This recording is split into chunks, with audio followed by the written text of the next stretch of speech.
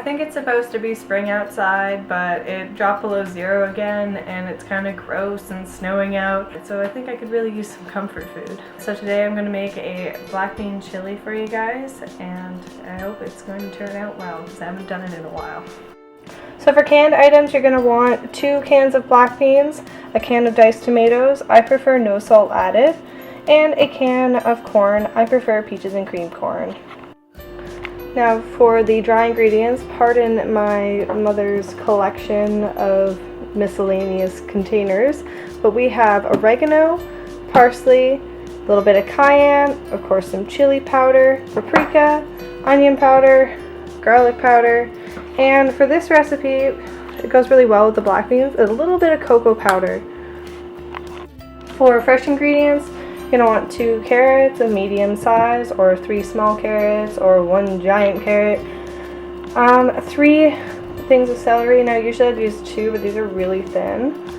And an onion, I'm just going to use half the onion, and 2 large cloves of garlic, or as much garlic as you'd like, or as little. It's up to you. So I'm going to start by adding all the dry ingredients to about a 1/4 pot of water or vegetable broth mix. I don't have any vegetable broth right now, so I just use water. In the description will be all of the amounts of each of these spices and dry ingredients that I used, so you guys can follow that. So I'm going to turn the pot on to about medium for a little bit until it starts to heat up. And then I'll turn it down to medium-low, or low for like the remainder of the cooking process. So in with the broth and water and dry ingredients, I'm going to add that cup or that can of diced tomato to create a good sauce for the vegetables to marinate in. Now I've just got to wash the carrots and celery.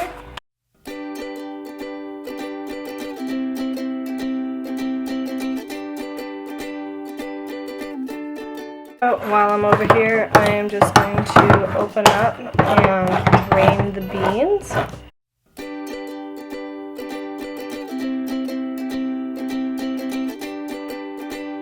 So when that's done, you can just leave it in your drying rack for the water to seep out. So when you're ready to cut the vegetables, you're going to want a peeler for the carrots, a nice big sharp knife to cut the vegetables, cutting board, and I have 2 bowls here. One bowl is for compost and the other bowl is for the stuff that I'm going to put in a freezer bag that I have going that I'm going to use for a broth eventually. So we're going to start with the carrots.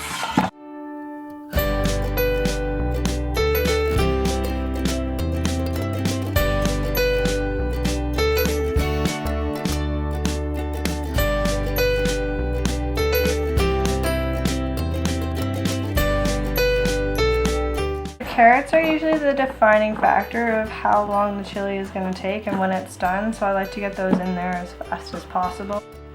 Next I'm going to get the celery done. So like anywhere between here and here is like a pretty good size for the celery. It doesn't have to be too small because it is of course chili, so I like it nice and chunky. Okay, next I'm going to go for the garlic, so I've got the 2 garlic slices here. So what I do is I cut off the bottom of the garlic, like this little bit here at the bottom. I'll throw that in with the soup mix, and the peels will go in the compost. So usually the peels, if you cut off the bottom, they just, peel right off, fall right off. And if they don't, you just gotta like move it back and forth a little bit until they loosen up, and then you can just peel it right off. So then you're gonna cut it up into larger slices so they're manageable, so you can begin mincing. And so how I mince is I just go back and forth, keeping the top of the blade on the cutting board and moving with a wrist action back and forth, pushing it back together and continuing until it's small enough. Of course, mind your fingers when you're doing this.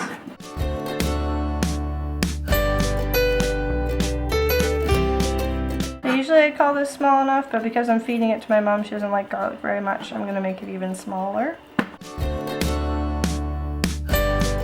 So now it's nice and fine, and we're ready to add that to the soup.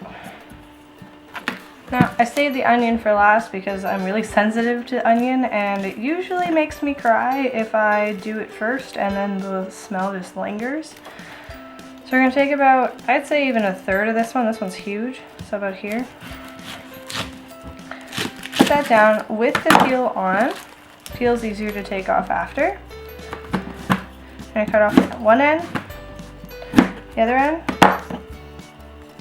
Now all the loose peels I'm not going to keep for the soup mix, but there is like a harder peel that's on top that doesn't cook very well, so I'm going to keep that for the soup mix.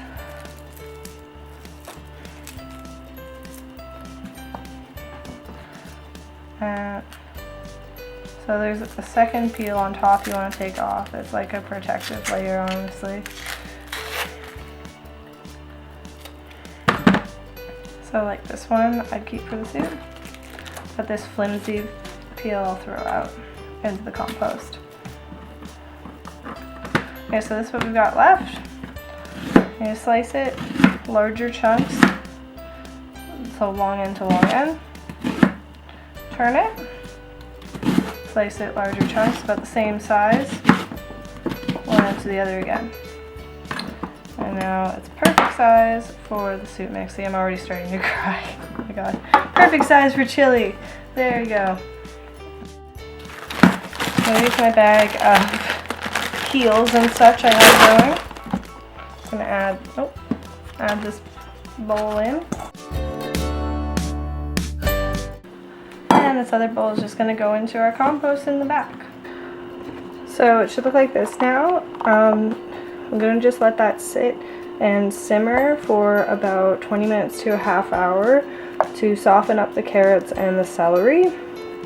Now another option is to steam the carrots and celery for a couple of minutes before putting it in because they will take the longest.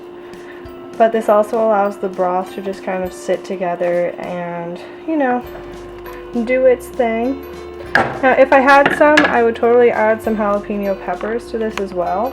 But my mom doesn't usually like the spice, and I, again, do not have any.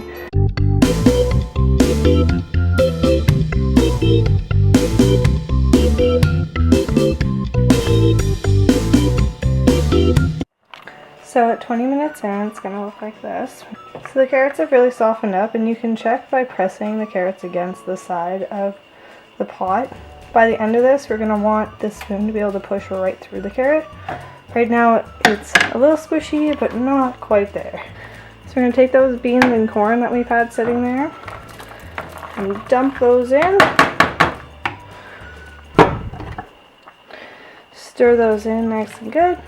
Get them covered. Now this is looking a bit liquidy, and so I'm going to both keep the lid off the pot and also add some lentils. Add about a third of a cup of lentils in. Alright, so just a little bit. Now these are going to get mushy and really soak up that water and liquid.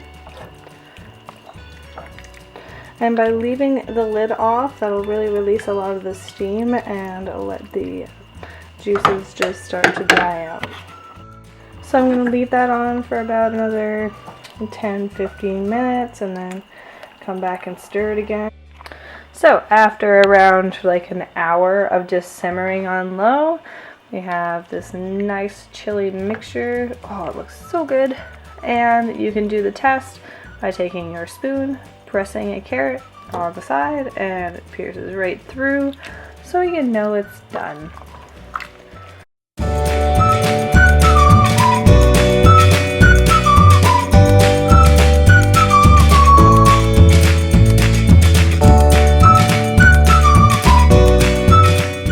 Oh, it smells like, it's got that chocolatey smell from the cocoa, and it is just heavenly. I am so excited to eat this.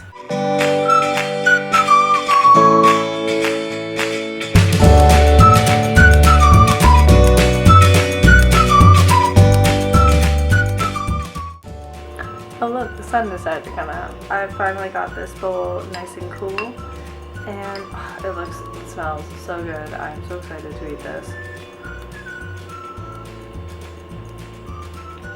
I haven't made this in a while, and the chocolatey flavor from the cocoa just like mixed with the spicy flavor of the cayenne is just so good.